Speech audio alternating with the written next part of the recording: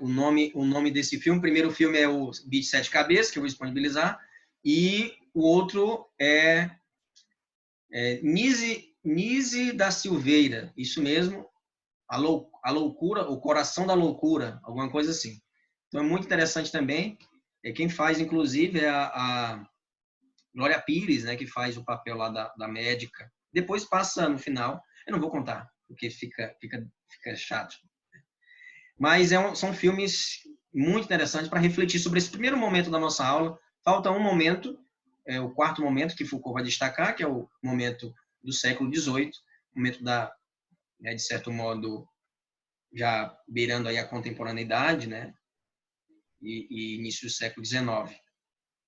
Então, vamos compartilhar a tela com vocês.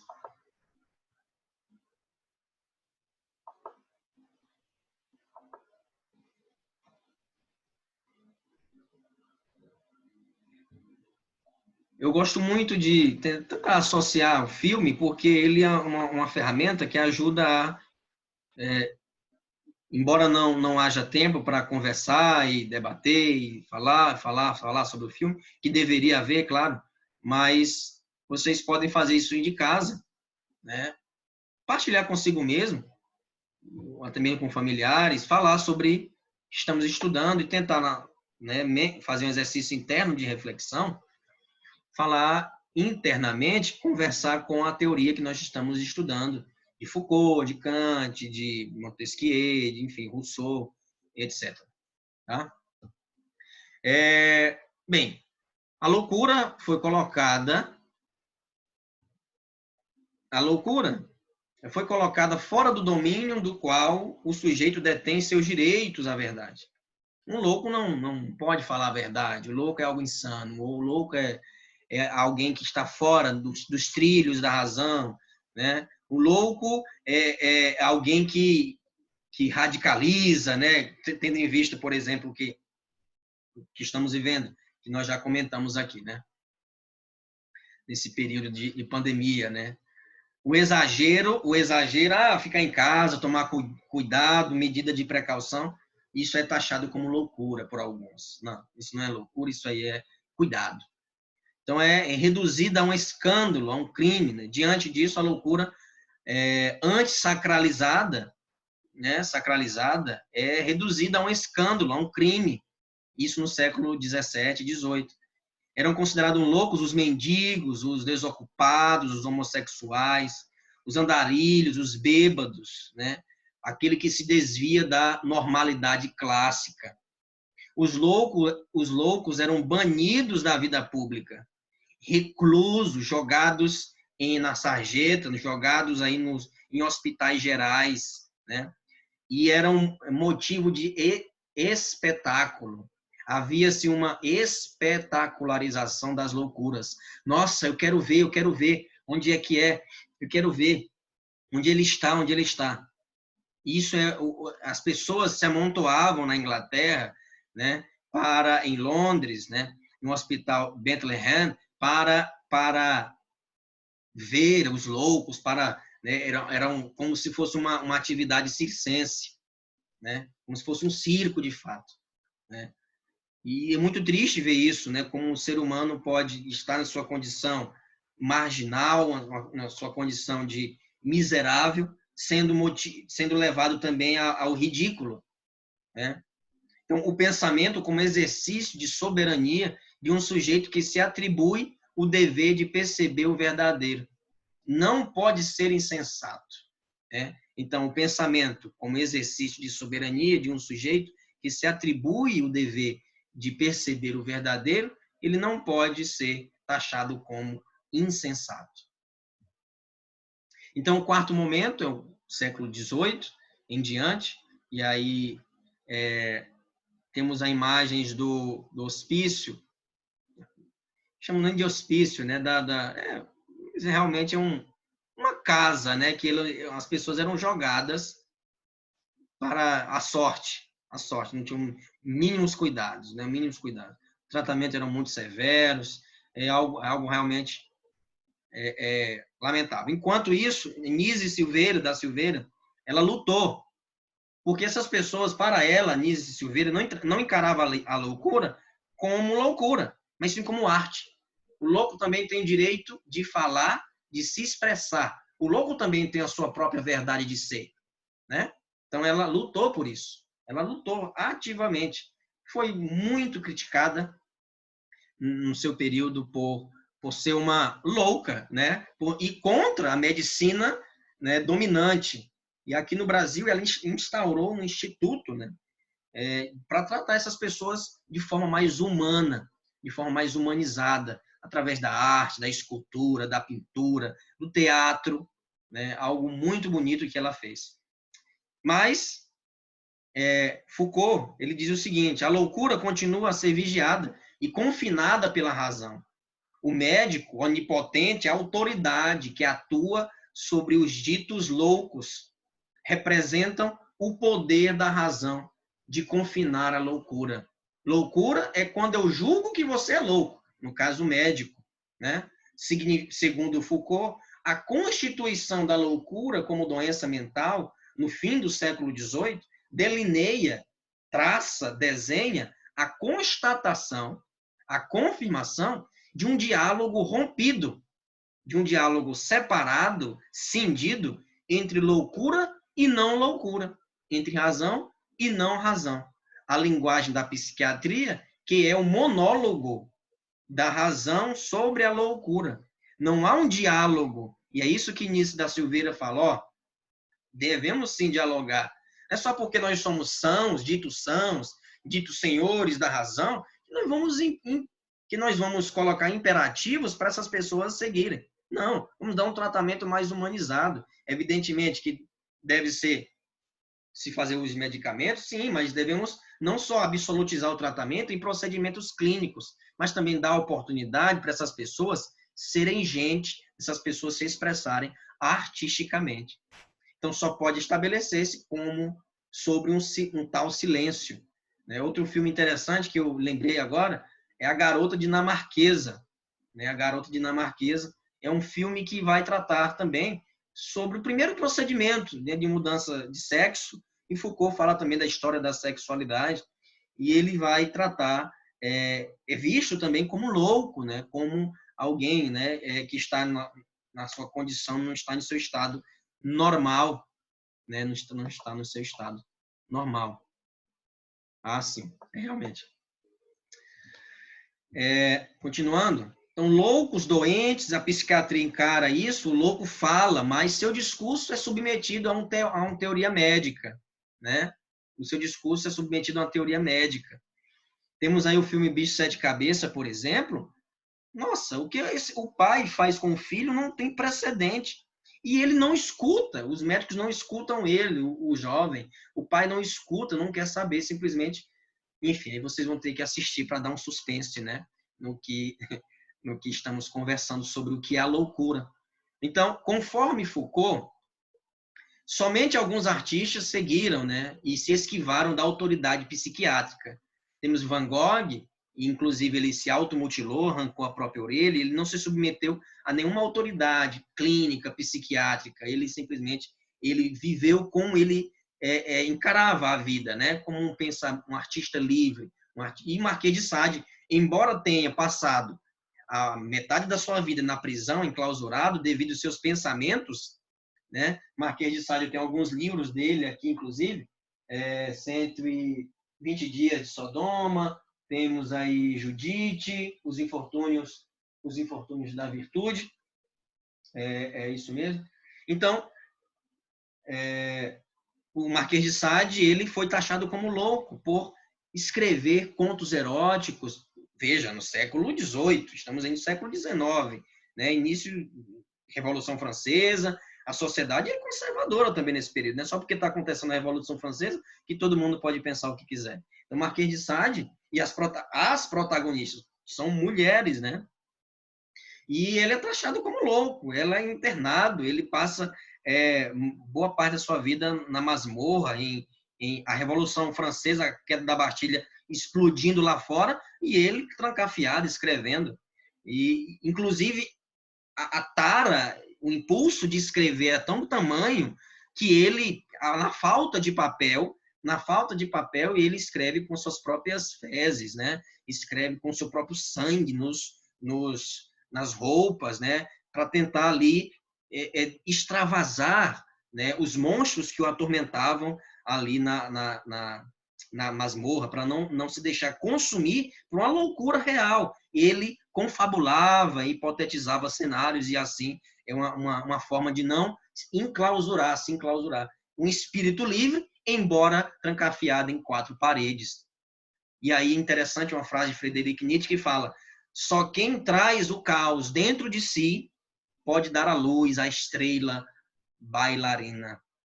Só quem traz o caos dentro de si pode dar à luz a estrela bailarina. Né? O caos não significa anarquia, não significa matar o semelhante, ou não, sabe, depedrar o patrimônio público, nada disso. Caos no sentido de impulso vital, potência de vida. É isso o primeiro momento da nossa aula. Potência de viver, otimismo. Né? O mundo já está tão atormentado de pessimismo que nós temos que ser contra esse cenário pessimista, ficar em casa, mas nos manter saudáveis, nos manter ativos, enriquecer o nosso repertório, a nossa cultura, com filmes, com leituras, com reflexão, e assim trazer e nos manter saudáveis, né? Nos manter, sabe, sem deixar as perturbações desse mundo pessimista e disciplinador, padronizador, nos afetar, né? Então, agora passamos para um outro momento. Os 20 minutinhos que restam aqui, nós vamos discutir sobre Vigiar e Punir, uma das obras de Foucault, que ele vai falar sobre o panóptico o desenho de Jeremy Button, né, de 1791.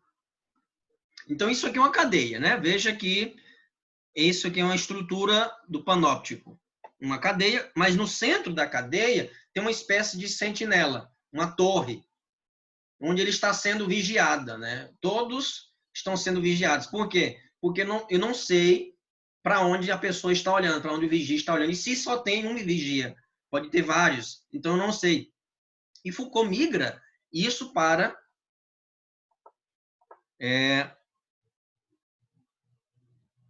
sobre a prova, né? Falta aí comentar. Sim, eu vou comentar. Então, vamos lá.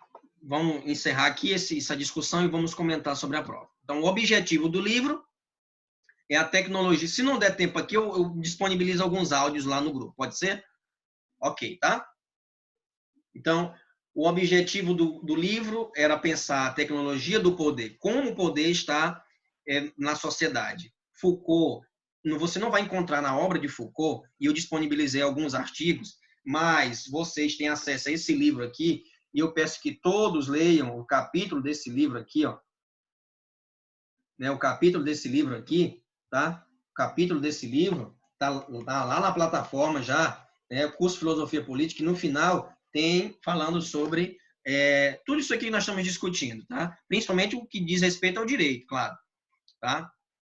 Então, Foucault vai falar o seguinte, olha, apesar do título, o livro também fala dos hospitais, das favelas, das escolas, e Foucault vai fazer também uma genealogia, uma reflexão profunda, histórica, sobre os mecanismos disciplinadores.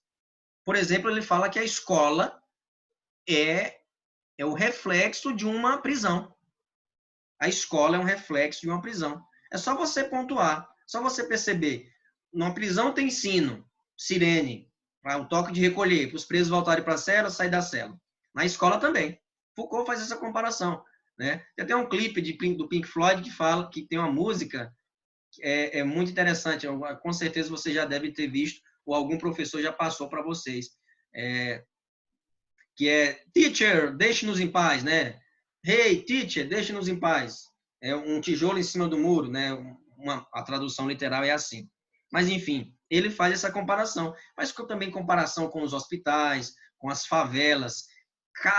Cada estrutura social, cada grupo social tem padrões, tem mecanismos esquemáticos disciplinadores, né? Mecanismos para colocar as pessoas no seu devido lugar, para limitar os passos das pessoas, né?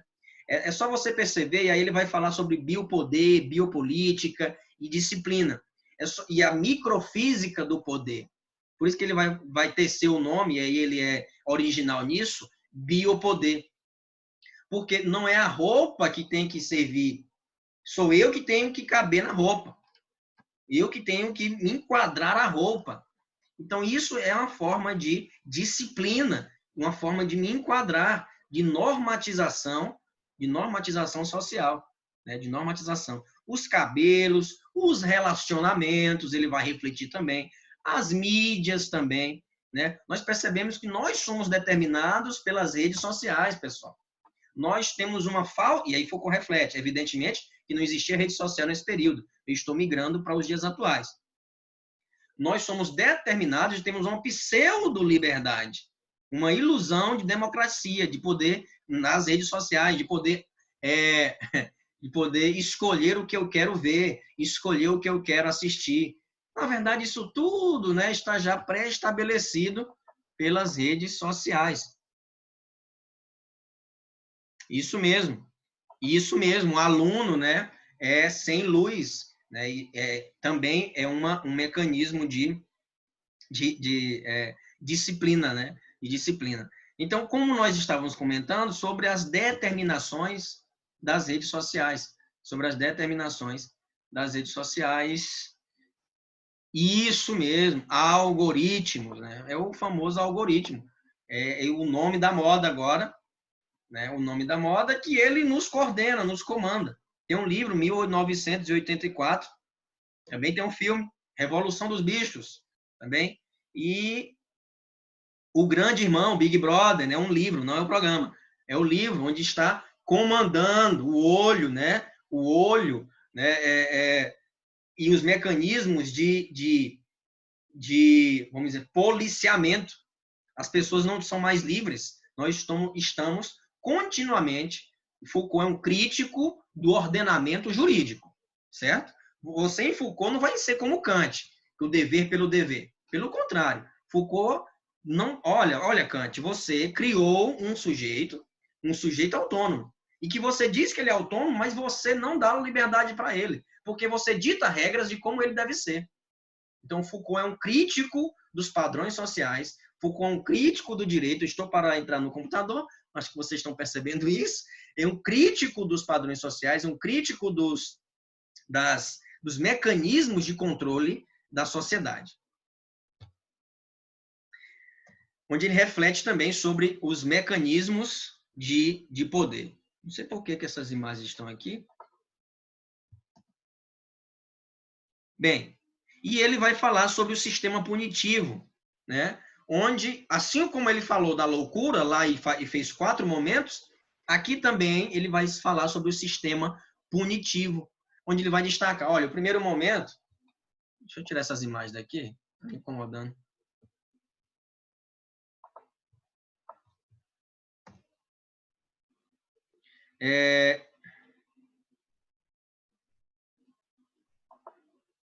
Bem, assim como a história do louco, ele também vai, através da história, perceber 4 tipos de encarar o louco, de ver o louco, de enxergar o louco, e propor uma discussão de como tratar as pessoas, né, em determinados locais, e não encarar, por exemplo, né, o homossexual como alguém louco, né, as pessoas internavam seus filhos, né, em hospícios, em algo absurdo isso, né? E houve, até então, era taxado como doença.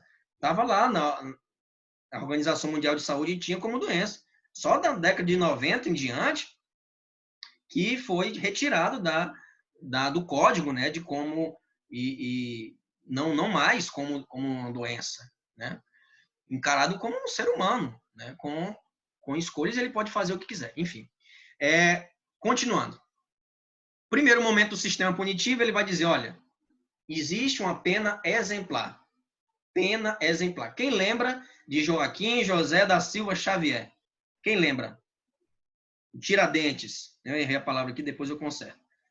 Quem lembra? Foi uma pena punitiva e exemplar, porque quando determinado crime era cometido contra a majestade, contra o rei, tinha-se uma pena exemplar, né? Uma pena que servia como exemplo e era tida como um espetáculo. As pessoas assistiam determinada pessoa sendo enforcada e sendo esquartejada em praça pública. Então, havia uma espetacularização da morte. Havia uma espetacularização da morte. Se todo o crime era visto como ofensa à majestade, a liturgia da execução pública de sua punição demonstrava a vitória do soberano. Por isso que Tiradentes teve uma pena exemplar, foi esquartejado, né? Esse é um verdadeiro herói, né? Um verdadeiro patriota que deu a vida, né? E pelo seu país, tá? Pelo seu país. Enfim. Então Foucault vai pensar e refletir a pena de morte, a pena capital e não somente os mecanismos disciplinadores e de punição que o Estado ele é um crítico do direito, Foucault, um crítico da norma, um crítico desses mecanismos de normatização, crítico do justnaturalismo e crítico do justpositivismo. Ele critica o mecanismo estatal, né, de criação de lei, de vigiar as pessoas. O segundo momento é o momento do encarceramento. O momento do encarceramento. Primeiro momento, a punição exemplar. Segundo momento, do encarceramento. No século XVIII, a detenção torna-se a principal forma de punição.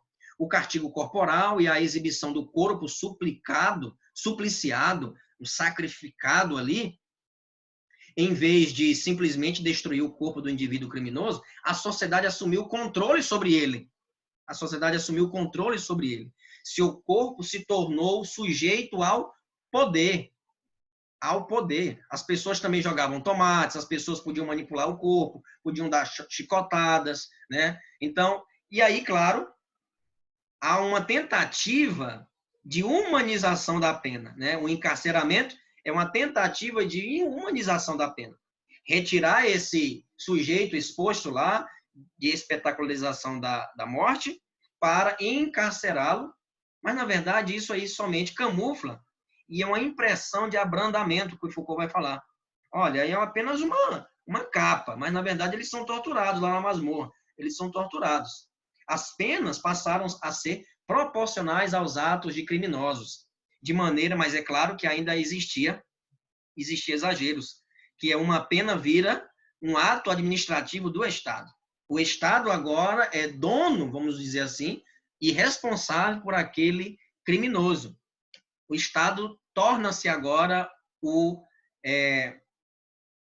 executor propriamente da pena, né, da penalidade. Coloca-se, então, o problema da medida e da economia do poder de punir, de maneira que o direito de punir desloca-se da vingança do soberano, lá na pena exemplar, né? Desloca-se da vingança do soberano a uma defesa da sociedade. A defesa da sociedade. Então, roubou, matou, estuprou, cometeu algum delito, então o Estado defende a sociedade contra esses indivíduos. Diziam-se com isso que as penas, de certo modo, foram humanizadas. Mas, é claro, o Estado sempre cometeu excessos. E ainda hoje comete excessos, como, por exemplo, a falta de dignidade para os presos. Presídios atualmente abarrotados, né? Presídios abarrotados, presídios que, de fato, não correspondem às medidas humanizadoras que pregam as autoridades, os direitos humanos, não tem. Pedrinhas, por exemplo, está tendo rebelião. Coronavírus, alguém, se não me engano, um detento morreu lá de coronavírus e testou positivo, alguma coisa assim, e está tendo rebelião lá em Pedrinhas. Não sei se já acalmou, mas até semana passada estava tendo.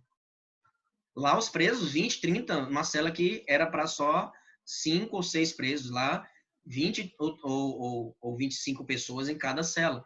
É algo desumanizador, né? É realmente algo... Ah, mas se matou, tem que ir para lá mesmo, tem que enfrentar isso, tem que passar por isso. Não, calma aí. Não é por aí. Vamos tentar fazer com que essas pessoas tenham um mínimo de dignidade, né? E tenham uma segunda chance também. Tem a segunda chance. Então, para Foucault, o que ocorre não é, portanto, a humanização da punição, mas uma estratégia de remanejamento do poder de punir, né? a fim de aumentar, a fim de aumentar, a fim de aumentar, a fim de aumentar, cadê, gente? Em outras palavras, o sistema penal que se forma é consequência da sociedade reguladora e disciplinada que estava começando a surgir. Então, quando nós ouvimos certos discursos, bandido bom é bandido morto, tem que ter pena de morte no Brasil, é o resultado. O sistema penitenciário brasileiro é resultado desses discursos também, né? É resultado desses discursos. Se nós tivéssemos uma sociedade consciente do seu papel enquanto cidadão, não somente na hora do voto, mas de exigir melhores condições, inclusive para os detentos, eles e trabalhasse para a reinserção desses detentos na sociedade como homens, cidadãos que não oferecem perigo à sociedade, aí seria outra situação, né? Outra situação, né? Não é dar regalia para os presos, eu não estou falando disso. Não, não mesmo. Não estou falando para tratá-los com regalias, com caviar, não. Não, com almofada de plumas, nada disso. Mas tratar minimamente digno, né? A pessoa fazendo suas necessidades ali em cima, comendo ali em meio a fezes, em meio à urina. Será que ele vai sair da cadeia? Não, eu vou agora ser um cidadão honesto, vou cumprir os deveres? Pelo contrário, ele vai retornar ao mundo do crime com toda a raiva e vai replicar essa raiva para a sociedade. Vai pegar a primeira pessoa que encontrar ali. Entende? Então, a sociedade não é de espetáculo, a nossa sociedade, mas de vigilância. De vigilância. E aí Foucault reflete o seguinte, interessante que Foucault fala, olha, inclusive nos relacionamentos. Um colega, ou até mesmo o meu namorado, ele me recrimina só no olhar. Ele me disciplina só no olhar. As pessoas nos disciplinam só no olhar. Você pode perceber nas redes sociais, as pessoas nos disciplinam. As pessoas, e uma forma disso é através dos likes. Através dos likes, das curtidas, né? Nós não somos educados, né? Nós não somos educados para termos e assumirmos uma personalidade assertiva. O que é uma personalidade assertiva? Uma personalidade que, de fato, faz jus ao nome autonomia. Não é uma invenção e não está enquadrada em um molde kantiano, no imperativo. Não. É uma personalidade que ela se desenvolve, né, no percurso da sua vida, infância, adolescência e a vida adulta, uma sociedade que, se você vestir algo, você não vai se importar com o que o outro pensa. Nós não somos educados para isso. Nós não somos educados para... Nós somos educados para nos influenciar pelo que as pessoas acham da gente, né? Nós não somos educados para expressar um posicionamento e sem que... Meu Deus, será que ele achou disso? Será que o que ele... Entende? Nós somos continuamente alfinetados pela possibilidade, veja só, pela possibilidade do outro me censurar. Será o que ele achou? Será que ele entendeu? Será como é que... Entende? Nós mesmos somos guiados e nós construímos internamente mecanismos disciplinadores. É interessante isso, né? Nós, ao invés de estimular nossa própria liberdade de pensamento, de reflexão, de autoestima e de criticidade, não, nós nos cerceamos. Ah, não vou falar não. Ah, não sei. Não é a questão de criticar o outro por criticar. Isso aí já é uma disciplina, já é uma recriminação, né? Mas sim de me importar e de me influenciar pelo que o outro pensa, ou até mesmo de me disciplinar pelo que o outro pode pensar ou pode falar. Então, para explicar a nova forma de disciplina e vigilância nos hospitais, nas fábricas, né? E aí ele vai utilizar o panóptico de Jeremy Bentham. Realmente, eu mesmo quando posto algum comentário, acabo apagando, né, com medo de julgamento. Não, se o seu comentário não estiver ofendendo ninguém, for razoável, tiver, né, coerência com o momento, por que não deixar? Né? Por que não deixar? Tá? Evidentemente que eu pessoalmente, né, nas redes sociais, eu sou muito cuidadoso. Já fui muito relapso também, mas nas redes sociais, atualmente, eu tenho ponderado muito antes de postar alguma coisa, porque, de fato, as pessoas que estão do outro lado, e aí não podemos fugir disso, isso é um mecanismo disciplinador. Eu estou falando isso, mas eu acabo fazendo também. Foucault vai falar, olha, isso aí é uma malha muito difícil de você sair. É uma rede muito difícil de você sair. São mecanismos disciplinadores, são instâncias que nós nos absorvemos, nós canalizamos internamente, construímos isso como uma prisão mesmo. Uma prisão. Nós nos cerceamos, viu, Matheus? Não é só você, não. Nós nos cerceamos. Nós, às vezes, nos aprisionamos. E não deve ser assim.